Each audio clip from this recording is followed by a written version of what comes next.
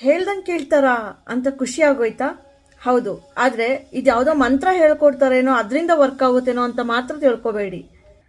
This is real psychology. ನಾನು ಇವತ್ತು ಮಾತಾಡೋದಕ್ಕೆ ಹೊರಟಿರೋದು ಜಸ್ಟ್ ಸ್ಮಾಲ್ ಚೇಂಜಸ್ ಅಷ್ಟೇ. ನೀವು ಇದನ್ನ ಮಾಡ್ಕೊಬಿಟ್ರೆ ಅವರೇ ನಿಮ್ಮನ್ನ ಹುಡುಕೊಂಡು ಬರ್ತಾರೆ. ಅಂಡ್ ಇವಾಗ ಜೊತೆಲಿರೋರು ಕೂಡ ಇಗ್ನೋರ್ ಮಾಡ್ತಾ ಇದ್ರೆ ಅವರು ಕೂಡ ಅಲರ್ಟ್ ಆಗ್ತಾರೆ. ಓಕೆ, ಸೊ ನಾನು ಟ್ರಿಕ್ಸ್ಗಳನ್ನ ಹೇಳ್ತೀನಿ. ಅದಕ್ಕೆ ಮುಂಚೆ ನಿಮ್ಮ ಲೈಫಲ್ಲಿ ಏನಾದರೂ ಈ ಥರ ಸಿಚುಯೇಷನ್ ಬಂದಾಗ ನೀವು ಯಾವ ರೀತಿ ಕಾಪಾಡ್ಕೊಂಡಿದ್ದೀರಾ ನಿಮ್ಮ ಪಾರ್ಟ್ನರ್ನ ಅಂದ್ಬಿಟ್ಟು ನನಗೆ ಕಮೆಂಟ್ ಮಾಡಿ ಹೇಳಿ. ಓಕೆನಾ? ಕಾಮೆಂಟ್ ಮಾಡಿ. ಸೊ ಮರಿಬೇಡಿ. ಓಕೆನಾ? ಸೊ ನೀವು ಯಾವ ಟ್ರಿಕ್ ಯೂಸ್ ಮಾಡಿದ್ರಿ? ಸೈಲೆಂಟ್ ಟ್ರೀಟ್ಮೆಂಟ್ ಕೊಟ್ಟಿದ್ರಾ? ಯಾರ ಜೊತೆ ಇರೋ ಥರ ಡ್ರಾಮಾ ಮಾಡಿದ್ರಾ? ಅವ್ರು ಹೆದರ್ಕೊಂಡು ಬಂದ್ರ? I mean anything. ಓಕೆನಾ? ಸೊ ನೀವು ನನಗೆ ಕಮೆಂಟ್ ಮೂಲಕ ತಿಳಿಸ್ಕೊಡಿ. ಓಕೆನಾ? ಸೊ ನಾನು ನಿಮ್ಮ ಶ್ರೇಯ, ನೀವು ನೋಡ್ತಾ ಇದ್ದೀರಾ mindset Kannada YouTube channel. So subscribe ಮಾಡಿ ಆ್ಯಂಡ್ ಬನ್ನಿ ಈ ವಿಡಿಯೋನ ಸ್ಟಾರ್ಟ್ ಮಾಡೋಣ. ಎಷ್ಟೊಂದು ಸತಿ ನಾವೇನ್ ಮಾಡ್ತೀವಿ, ಯಾರಾದ್ರೂ ಮಾತಾಡ್ಲಿಲ್ಲ ಅಂದ್ರೆ, ಕಾಲ್ ಬರಲಿಲ್ಲ ಅಂದ್ರೆ, ಅಥವಾ ಬ್ರೇಕಪ್ ಆಗೋ ರೀತಿ ಇದೆ ಅಂತ ಅನ್ಸೋವಾಗ ಅವ್ರ ಮೇಲೆ ತುಂಬಾ ಗಮನ ಕೊಡೋದು, ಅವ್ರನ್ನ ಉಳಿಸ್ಕೊಳಕ್ ಹೋಗೋದು, ಈ ತರ ಮಾಡೋದಕ್ಕೆ ಹೋಗ್ತೀವಿ ಅಲ್ವಾ? ಬೇಡ್ಕೊಳಕ್ಕೂ ಬೇಡ್ಕೊಬಿಡ್ತೀವಿ. ಕರೆಕ್ಟ್? ಬಟ್ ಈ ತರ ಎಲ್ಲ ಮಾಡೋದ್ರಿಂದ ಅವ್ರು ಉಳ್ಕೋತಾರ? ಅಕಸ್ಮಾತ್ ಆಗಿ ಉಳ್ಕೊಂಡ್ರು ಎಷ್ಟು ದಿನ ಇರ್ತಾರೆ ಅವ್ರು ನಮ್ಮ ಜೊತೆ? ಎಷ್ಟು ದಿನ ಇರಬಹುದು ಅಲ್ವಾ? ಸೊ ಅದನ್ನೆಲ್ಲ ಬಿಟ್ಟು ನಿಮ್ಗೆ ಅವ್ರ ಕಂಡ್ರೆ ಅದೆಷ್ಟೇ ಇಷ್ಟ ಇರಲಿ, ಎಷ್ಟೇ ಇಂಟ್ರೆಸ್ಟ್ ಇರಲಿ, ಎಷ್ಟೇ ಕೇರ್ ಇರಲಿ, ಬಟ್ ನಿಮ್ಗೆ ಅಷ್ಟೊಂದು ಇಂಟ್ರೆಸ್ಟ್ ಇಲ್ಲ, ಅಷ್ಟೊಂದು ಇಷ್ಟ ಇಲ್ಲ ಅನ್ನೋ ರೀತಿ ಅವ್ರಿಗೆ ನೀವು ತೋರಿಸ್ಕೋಬೇಕು. ಫಸ್ಟ್ ಥಿಂಗ್ ಇದು. ಓಕೆನಾ? ಅವರು ನಿಮ್ಗೆ ಅಷ್ಟೊಂದು ಇಷ್ಟ, ಅವ್ರು ಬೇಕೇ ಬೇಕು ಅನ್ನೋದಾದ್ರೆ ನೀವು ಇದನ್ನ ಮಾಡೇ ಮಾಡ್ತೀರಾ. ಓಕೆನಾ? ಜಸ್ಟ್ ತೋರಿಸ್ಕೊಳ್ಳಿ ಅಂತಿದ್ದೀನಿ. ಆ ತರ ಅವ್ರನ್ನ ಇಷ್ಟಪಡೋದೇ ಬಿಡಿ ಅಂತ ನಾನು ಹೇಳ್ತಾ ಇಲ್ಲ ಇಲ್ಲಿ. ಅರ್ಥ ಆಗ್ತಿದ್ಯಾ? ಯಾಕಂದ್ರೆ ನಾವೆಲ್ಲ ಹ್ಯೂಮನ್ಸ್. ಏನೇ ಒಂದು ಸಿಕ್ರು ಅದಕ್ಕೆ ಆಪೋಸಿಟ್ ಆಗೇನೆ ನಾವು ರಿಯಾಕ್ಟ್ ಮಾಡ್ತೀವಿ. ಕರೆಕ್ಟಾ? ಹೇಗಂದ್ರೆ ಈಗ ಯಾರಿಗಾದ್ರೂ ನೀವು ತುಂಬಾ ಇಷ್ಟ, ನೀನ್ ಬಿಟ್ಟಿರೋದಕ್ಕಾಗೋದಿಲ್ಲ, ಆ ತರ ನೀವೇನಾದ್ರು ತೋರಿಸ್ಕೊಬಿಟ್ರೆ ಅವ್ರು ಏನ್ ಮಾಡ್ತಾರೆ ಹೇಳಿ? ಓಕೆ, ಇವಳಿಗೆ ಈ ತರ ಆಟಾಡ್ಸೋಣ, ಅಥವಾ ಇವನಿಗೆ ಈ ತರ ಆಟಾಡ್ಸೋಣ, ತಡಿ, ನಾನು ಇಷ್ಟ ಅಂತಿದ್ದಾನೆ, ಬಿಟ್ಟಿರಂಗ್ ಮಾಡೋಣ, ಮಾತಾಡೋದು ಬೇಡ. ಆಮೇಲೆ ಇಂಟ್ರೆಸ್ಟ್ ಅವರು ಸಹ ನಿಮ್ ಮೇಲೆ ಕಳ್ಕೊಬಿಡ್ತಾರೆ. ಇವನೇನ್ ಬಿಡೋ ಒಂಥರ ಟೇಕನ್ ಫಾರ್ ಗ್ರಾಂಟೆಡ್ ಅನ್ನೋ ರೀತಿ. ಅರ್ಥ ಆಗ್ತಿದ್ಯಾ? ಯೋಚನೆ ಮಾಡಿ ನೋಡಿ, ಇದು ಕರೆಕ್ಟ್ ತಾನೆ? ನೀವು ಕೂಡ ಆತರ ಎಷ್ಟೊಂದು ವಿಷಯಗಳಲ್ಲಿ ಮಾಡಿರ್ತೀರಾ, ಹೌದಾ? ಸೊ ಅವಾಗ ಏನಾಗುತ್ತೆ, ಇನ್ನು ಅತಿಯಾಗಿ ಆಡ್ತೀವಿ, ತುಂಬಾ ಕಾಟ ಕೊಡ್ತಾರೆ, ಚೆನ್ನಾಗಿ ನರಳಿಸ್ಬೇಕು ಇವಳಿಗೆ ಅಥವಾ ಇವನ್ಗೆ, ನನ್ನ ಮೇಲೆ ತುಂಬಾ ಡಿಪೆಂಡ್ ಆಗಿದ್ದಾರೆ, ನನ್ನ ಅವಶ್ಯಕತೆ ತುಂಬಾ ಇದೆ ಅಂತ ತುಂಬಾ ಒಂದು ಅಹಂಕಾರ ತೋರಿಸ್ತಾರೆ, ಬಿಟ್ಟೋಗೋದಕ್ಕೆ ಟ್ರೈ ಮಾಡ್ತಾರೆ. ಕರೆಕ್ಟಾ? ಇದು ಹ್ಯೂಮನ್ ನೇಚರ್ ಇದು. ಓಕೆನಾ?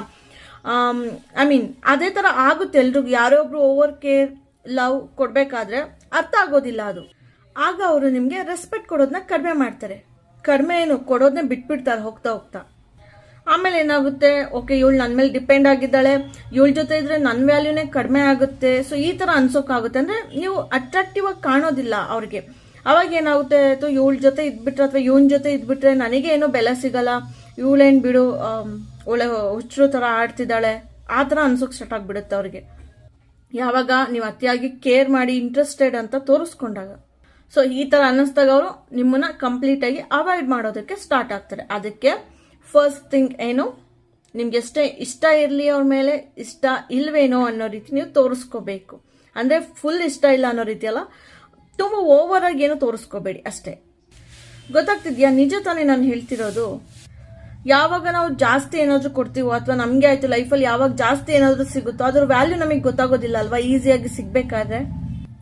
ಒಂದು ಸಿಂಪಲ್ ಪ್ರಾಕ್ಟಿಕಲ್ ಎಲ್ರಿಗೂ ಗೊತ್ತಿರೋ ಎಕ್ಸಾಂಪಲ್ ಹೇಳ್ಬೇಕಂದ್ರೆ, ಇವಾಗ ನಮ್ಮ ಹತ್ರ ಎಷ್ಟೊಂದು ಗಾಳಿ ಇದೆ, ಆಕ್ಸಿಜನ್ ಇದೆ ಅಲ್ವಾ? ಆಕ್ಸಿಜನ್ ಬೆಲೆ ಯಾರಿಗಾದ್ರೂ ಇವಾಗ ಗೊತ್ತಾಗ್ತಿದ್ಯಾ? ಇಲ್ಲ. ಫ್ರೀ ಆರಾಮಾಗಿ ಯೂಸ್ ಮಾಡ್ತಿದೀವಿ, ಅದ್ರ ಬೆಲೆನೇ ಗೊತ್ತಿಲ್ಲ ಅಲ್ವಾ? ಅದೇನೆ ಕೊರೋನಾ ಟೈಮಲ್ಲಿ ಒಂದು ಆಕ್ಸಿಜನ್ ಸಿಲಿಂಡರ್ಗೆ ಎಷ್ಟು ಪರದಾಡ್ಬೇಕಾಗಿ ಬಂದಿತ್ತು ಅಲ್ವಾ? ಸೊ ಅದ್ರ ಬೆಲೆ ಅವಾಗ ಗೊತ್ತಾಯ್ತು. ಫ್ರೀಯಾಗಿ ಸಿಗ್ತಿದೆ, ಅವಾಗ ಗೊತ್ತಿಲ್ಲ. ಬಟ್ ಅವಾಗ ಆಕ್ಸಿಜನ್ ಅಂದ್ರೆ ಏನು, ಎಷ್ಟು ಇಂಪಾರ್ಟೆಂಟ್ ಮನುಷ್ಯಂಗೆ ಅನ್ನೋದು ಅರ್ಥ ಆಗಿದೆ. ಕರೆಕ್ಟಾ? ಸೊ ಅದಕ್ಕೆ ಹೇಳೋದು, ಯಾವುದೇ ಆಯ್ತು ಇದ್ದಾಗ ಈಸಿಯಾಗಿ ಸಿಗ್ಬೇಕಾದ್ರೆ ಬೆಲೆ ಗೊತ್ತಾಗೋದಿಲ್ಲ. ಸೊ ಆ ಬೆಲೆನ ಕಡಿಮೆ ಮಾಡ್ಕೊಳ್ದಲೆ ಅವರೇ ನಿಮ್ಮ ಹತ್ರ ಬರಬೇಕು, ಅಥವಾ ನಿಮ್ಮನ್ನ ಬಿಟ್ಟು ಹೋಗ್ದಂಗೆ ನಿಮ್ಮ ವ್ಯಾಲ್ಯೂ ಹೆಚ್ಚಿಸ್ಕೊಂಡು ಅಟ್ರಾಕ್ಟಿವ್ ಆಗಿ ಕಾಣಬೇಕು ಅಂದ್ರೆ ಮೊದಲನೇದು ಅವ್ರ ಮೇಲೆ ಜಾಸ್ತಿ ಇಂಟ್ರೆಸ್ಟ್ ತೋರಿಸ್ಬೇಡಿ ಅಷ್ಟೇನೆ. ಸ್ವಲ್ಪ ಅವಾಯ್ಡ್ ಮಾಡಿ ಅಷ್ಟೇ. ಓಕೆನಾ? ನೆಕ್ಸ್ಟ್ ಬಿಟ್ಕೊಳ್ಳಿ, ನಿಮ್ಗೆ ಯಾರದೇ ಒಂದು ಅವಶ್ಯಕತೆ ಇರಬಹುದು ತುಂಬಾ, ಬಟ್ ನೀವು ಅವರ ಅವಶ್ಯಕತೆ ಅಷ್ಟೇನ್ ಇಲ್ಲ ಅನ್ನೋ ರೀತಿ ನೀವು ತೋರಿಸ್ಕೊಳ್ಳೇಬೇಕಾಗುತ್ತೆ. ಓಕೆ, ನಿನ್ನ ಅವಶ್ಯಕತೆ ಇದೆ, ನೀನ್ ಇಲ್ದೆ ಇದು ಮಾಡೋದಕ್ಕಾಗೋದಿಲ್ಲ, ಒಂಚೂರು ಹೆಲ್ಪ್ ಮಾಡು, ಅಲ್ಲಿಗೆ ಹೋಗೋಣ ಬಾ, ಇಲ್ಲಿಗೆ ಹೋಗೋಣ, ಇದನ್ನ ತರಬೇಕಿತ್ತು, ರೈಟ್? ಪ್ರತಿಯೊಂದು ಆಯ್ತು, ನಿಮ್ಗೆ ಅವಶ್ಯಕತೆ ಇದೆ, ಬಟ್ ನೀವು ಅತಿಯಾಗಿ ತೋರಿಸ್ಕೊಳ್ಳೋದಕ್ಕೆ ಹೋಗ್ಬಾರ್ದು. ಕೆಲವೊಂದ್ಸತಿ ನೀವೇ ಹೋಗಿ ತಗೊಬನ್ನಿ, ನೀವೇ ಹೋಗಿ ಆ ಕೆಲಸಗಳನ್ನ ಮಾಡ್ಕೊಳ್ಳಿ. ಅರ್ಥ ಆಗ್ತಿದ್ಯಾ? ಎಲ್ಲದಕ್ಕೂ ಅವ್ರ ಮೇಲೆ ಅವಶ್ಯಕತೆ ಇದೆ ಅಂತ ತೋರಿಸ್ಕೊಂಡಾಗ ಅವರು ಇಗ್ನೋರ್ ಮಾಡ್ತಾ ಹೋಗ್ತಾರೆ. ಇವಳೇನು ನನ್ನ ಮೇಲೆ ಡಿಪೆಂಡ್ ಆಗಿದ್ದಾರೆ, ಇವನೇನು ನನ್ನ ಮೇಲೆ ಡಿಪೆಂಡ್ ಆಗಿದ್ದಾರೆ, ಮಾಡ್ತೀನಿ ಇವ್ರಿಗೆ ಸರಿಯಾಗಿ ಆಟ ಆಡಿಸ್ಬೇಕು. ಈ ಥರ ಖಂಡಿತ ಬರುತ್ತೆ. ಅರ್ಥ ಆಗ್ತಿದ್ಯಾ? ತುಂಬ ಪ್ರೀತಿಯಿಂದ ಇರೋರಾದ್ರೆ ಓಕೆ, ಅರ್ಥ ಮಾಡ್ಕೋತಾರೆ, ಇವಳಿಗೆ ಇನ್ಯಾರಿದ್ದಾರೆ ಅಥವಾ ಇವನಿಗೆ ಇನ್ಯಾರಿದ್ದಾರೆ ಅಂತ. ಆದರೆ ಎಲ್ಲರೂ ಅದೇ ರೀತಿ ಇರೋದಿಲ್ಲ. ಸೊ ಅವ್ರನ್ನ ಉಳಿಸ್ಕೋಬೇಕು ಅಥವಾ ಅವರು ಮತ್ತೆ ನಿಮ್ಮ ಹತ್ರ ಬರಬೇಕು ಅಂದರೆ ನೀವು ಅವಶ್ಯಕತೆಗಳನ್ನ ತೋರಿಸ್ಕೊಳ್ಳೋದನ್ನ ಕಡಿಮೆ ಮಾಡ್ಬೇಕು ಅವ್ರ ಹತ್ರ. ಆಮೇಲೆ ನಿಮ್ಗೆಲ್ಲ ಕೆಲಸ ಬಿಟ್ಬಿಟ್ಟು ನಿಮ್ಮ ಗರ್ಲ್ ಫ್ರೆಂಡ್ ಜೊತೆನೆ ಅಥವಾ ಬಾಯ್ ಫ್ರೆಂಡ್ ಜೊತೆನೆ ಅಂಟ್ಕೊಬಿಡ್ಬೇಡಿ. ಓಕೆನಾ? ಇರಿಟೇಟ್ ಮಾಡಬೇಡಿ. ಯಾಕಂದ್ರೆ ಅತಿಯಾದ ಅಮೃತ ಕೂಡ ವಿಷ ಆಗುತ್ತೆ. ಕರೆಕ್ಟ್? ಹೌದು, ಒಪ್ಕೋತೀನಿ, ನಿಮ್ಗೆ ಅಷ್ಟು ಇಷ್ಟ ಇದೆ ಅವ್ರನ್ನ ಬಿಟ್ಟಿರೋಕ್ಕಾಗ್ದಲೇ ಇರೋ ಅಷ್ಟು. ಆದರೆ ಅವ್ರನ್ನ ಸಂಪೂರ್ಣವಾಗಿ ಕಳ್ಕೊಂಡಾಗ ಬಿಟ್ಟಿರ್ತೀರಲ್ವಾ, ಅದ್ರ ಬದಲು ಸ್ವಲ್ಪ ಚೇಂಜಸ್ ಮಾಡಿಕೊಂಡ್ರೆ ಅವರು ನಿಮ್ಮ ಲೈಫಲ್ಲಿ ಉಳ್ಕೋತಾರಲ್ವಾ. ಗೊತ್ತಾಗ್ತಿದ್ಯಾ? ಅಂದರೆ ಸ್ವಲ್ಪ ಅವರಿಗೆ ಟೈಮ್ ಕೊಡೋದನ್ನ ನೀವು ಕಡಿಮೆ ಮಾಡೋದನ್ನ ಕಲೀರಿ. ಓಕೆನಾ? ಅಂದರೆ ಲಿಮಿಟೆಡ್ ಆಗಿರಿ ಅಂತ ಹೇಳ್ತಿದ್ದೀನಿ. ರೈಟ್?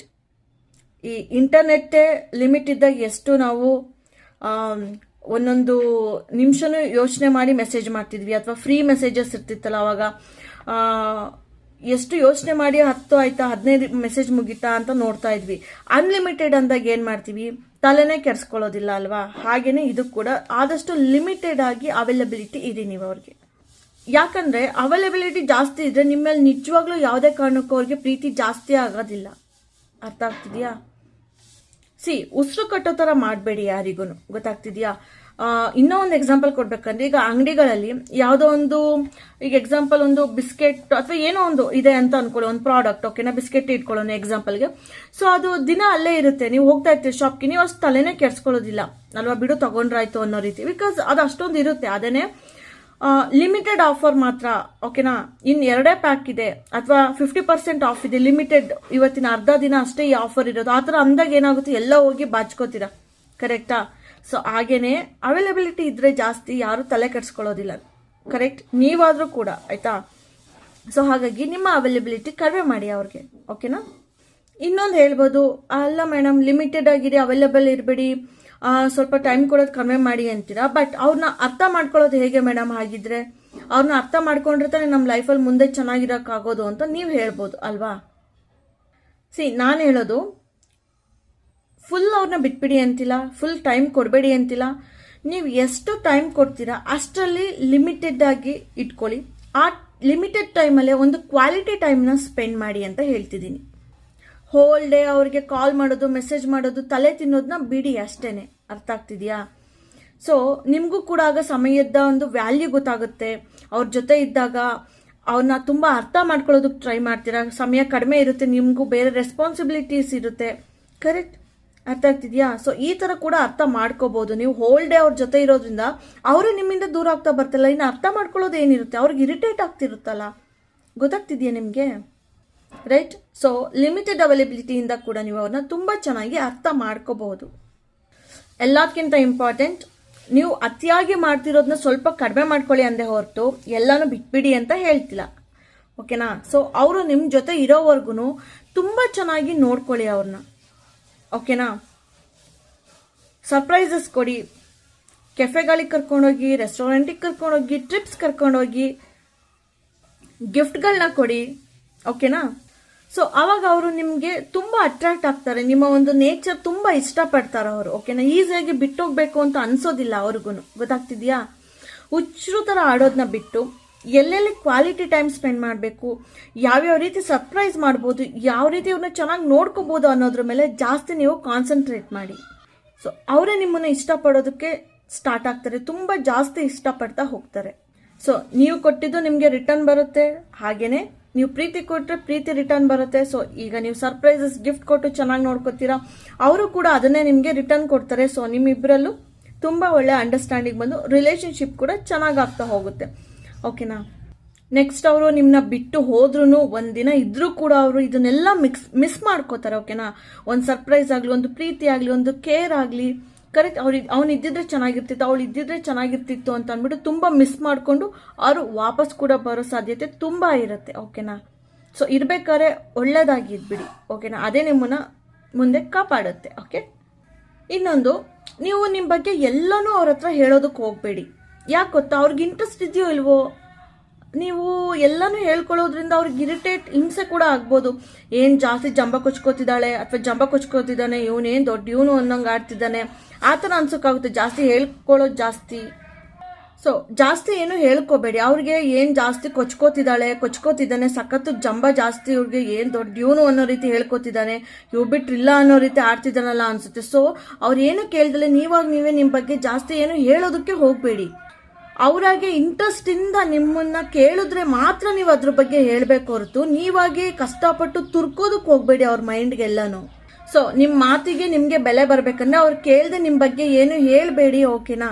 ಅಂಡ್ ನಿಮ್ಗೆ ಎಲ್ಲಾ ಗೊತ್ತು ಅನ್ನೋ ರೀತಿ ಕೂಡ ಆಡೋದಕ್ಕೆ ಹೋಗ್ಬೇಡಿ, ಓಕೆನಾ. ಸೊ ಒಂದು ಹಂಬಲ್ ಪರ್ಸನ್ ಆಗಿರಿ, ಇನ್ನು ತಿಳ್ಕೊಳ್ಳೋ ಒಂದು ಇಂಟ್ರೆಸ್ಟ್ ನ ತೋರಿಸಿ, ಓಕೆನಾ. ಸೊ ಅವಾಗ ಏನಾಗುತ್ತೆ, ನೀವೊಂದು ಕ್ವಾಲಿಟಿ ಬಿಲ್ಡ್ ಮಾಡಿರ್ತೀರ. ಅವ್ರು ನೆಕ್ಸ್ಟ್ ನಿಮ್ಮನ್ನ ಬಿಟ್ಟೋಗಿ ಯಾರ ಜೊತೆ ಹೋದ್ರೂ ಕೂಡ ಅವ್ರ ಜೊತೆ 1 ನಿಮಿಷ ಇರೋದಕ್ಕಾಗಲ್ಲ. ಬಿಕಾಸ್ ನೀವು ಅಂತ ಹೈ ಲೆವೆಲ್ ಒಂದು ಕ್ವಾಲಿಟಿನ ಬಿಲ್ಡ್ ಮಾಡಿರ್ತೀರಾ, ಕರೆಕ್ಟಾ. ನೀವು ವೆಲ್ ಪರ್ಸನಾಲಿಟಿ ಅನ್ನೋದು ಅವ್ರಿಗೆ ರಿಯಲೈಸ್ ಆಗುತ್ತೆ. ಸೊ ಅವ್ರು ಮತ್ತೆ ವಾಪಸ್ ಕೂಡ ಬರಬಹುದು, ಓಕೆನಾ, ಬರ್ತಾರೆ ಕೂಡ, ಆಯ್ತಾ. ಸೊ ಇಷ್ಟೆಲ್ಲ ನೀವು ಒಳ್ಳೆ ಕ್ವಾಲಿಟಿ ಇದ್ದಾಗ ಯಾರು ಬಿಡೋದಕ್ಕೆ ಆಗೋದಿಲ್ಲ ಅಲ್ವಾ. ನಾನು ಇದನ್ನೆಲ್ಲ ಫೇಕ್ ಆಗಿ ಮಾಡಿ ಅಂತ ಹೇಳ್ತಿಲ್ಲ. ಓಕೆ, ಹಿಂಗ್ ಮಾಡಿದ್ರೆ ಬರ್ತಾಳೆ, ಹಿಂಗ್ ಇಂಟ್ರೆಸ್ಟ್ ಕಡಿಮೆ ಮಾಡೋಣ, ಅವೈಲೇಬಿಲಿಟಿ ಕಡಿಮೆ ಮಾಡೋಣ, ಓಕೆನಾ. ನಿಜವಾಗ್ಲೂ ಅದನ್ನ ನಿಮ್ಮ ಲೈಫಲ್ಲಿ ಅಳವಡಿಸ್ಕೊಳ್ಳಿ, ನಿಮಗೂ ಕೂಡ ಅದು ಒಳ್ಳೇದೇನೆ. ಯಾಕಂದ್ರೆ ನಿಮ್ಮ ಒಂದು ಬಿಹೇವಿಯರ್ ಅಲ್ಲೂ ಒಳ್ಳೆ ಚೇಂಜಸ್ ನೀವು ಕಾಣ್ತೀರಾ, ಒಳ್ಳೆ ಪರ್ಸನಾಲಿಟಿ ಆಗಿ ನೀವು ಡೆವಲಪ್ ಆಗ್ತೀರಾ, ಅರ್ಥ ಆಗ್ತಿದ್ಯಾ. ಅಂಡ್ ನಿಮ್ಮ ಲೈಫಲ್ಲೂ ಒಳ್ಳೆ ಪರ್ಸನ್ಸ್ಗಳನ್ನ ಅಟ್ರಾಕ್ಟ್ ಕೂಡ ಮಾಡ್ತೀರಾ. ಅಂಡ್ ನಿಮ್ಮನ್ನ ಬಿಟ್ಟೋಗಕ್ಕೆ ಯಾರಿಂದ ಕೂಡ ಅಷ್ಟು ಈಸಿಯಾಗಿ ಸಾಧ್ಯ ಕೂಡ ಆಗೋದಿಲ್ಲ. ಸೊ ಅಕಸ್ಮಾತ್ ಹೋದ್ರೂ ನಿಮ್ಮ ಒಂದು ಈ ಡಿಫ್ರೆಂಟ್ ನೇಚರ್ ಇಂದ ಅವ್ರು ಮತ್ತೆ ವಾಪಸ್ ಹುಡುಕೊಂಡು ಬರ್ತಾರೆ, ಓಕೆನಾ. ಸೊ ಎಸ್, ನಿಮ್ಮನ್ನ ನೀವು carry well, okay, dress well, speak well, ಓಕೆನಾ. ಕಮ್ಯುನಿಕೇಶನ್ ಕಲೀರಿ, ಚೆನ್ನಾಗಿ ಡ್ರೆಸ್ ಮಾಡೋದು ಕಲೀರಿ, ಒಳ್ಳೆ ಆಟಿಟ್ಯೂಡ್ನ ಬೆಳೆಸ್ಕೊಳ್ಳೋದು ಕಲೀರಿ. ಸೊ ಆದಷ್ಟು ಬ್ಯೂಟಿಫುಲ್ ಲೈಫ್ನ ಲೀಡ್ ಮಾಡಿ, ರೈಟ್. ಸೊ ಎಲ್ಲದಕ್ಕೂ ಒಂದು ಲಿಮಿಟ್ ಸೆಟ್ ಮಾಡ್ಕೊಳ್ಳಿ, ಆಯ್ತಾ. ಯಾಕಂದ್ರೆ ಲಿಮಿಟ್ಲೆಸ್ ಇದ್ರೆ ಯಾವುದು ಕೂಡ ವರ್ಕ್ ಆಗೋದಿಲ್ಲ, ಎಲ್ಲನೂ ಕಳ್ಕೊಳ್ತಾ ಹೋಗ್ತೀವಿ, ಓಕೆನಾ. ಸೊ ಇರೋವರೆಗೂ ಹ್ಯಾಪಿ ಆಗಿರಿ, that's all, okay. So okay, ಈ ವಿಡಿಯೋ ಹೆಲ್ಪ್ ಆಯಿತು ಅಂತ ಅನ್ಕೊಂಡಿದ್ದೀನಿ. ಈ ವಿಡಿಯೋನ ಇಲ್ಲಿಗೆ ಕ್ಲೋಸ್ ಮಾಡ್ತಾ ಇದ್ದೀನಿ. ನಾನು ನಿಮ್ಮ ಶ್ರೇಯ, ನೀವು ನೋಡ್ತಾ ಇದ್ದೀರಾ mindset Kannada YouTube channel. Subscribe ಮಾಡಿ ಅಂಡ್ ಜಾಸ್ತಿ ಸಪೋರ್ಟ್ ಮಾಡಿ. ಸೊ ಮತ್ತೆ ನೆಕ್ಸ್ಟ್ ವಿಡಿಯೋದಲ್ಲಿ ಸಿಗ್ತೀನಿ.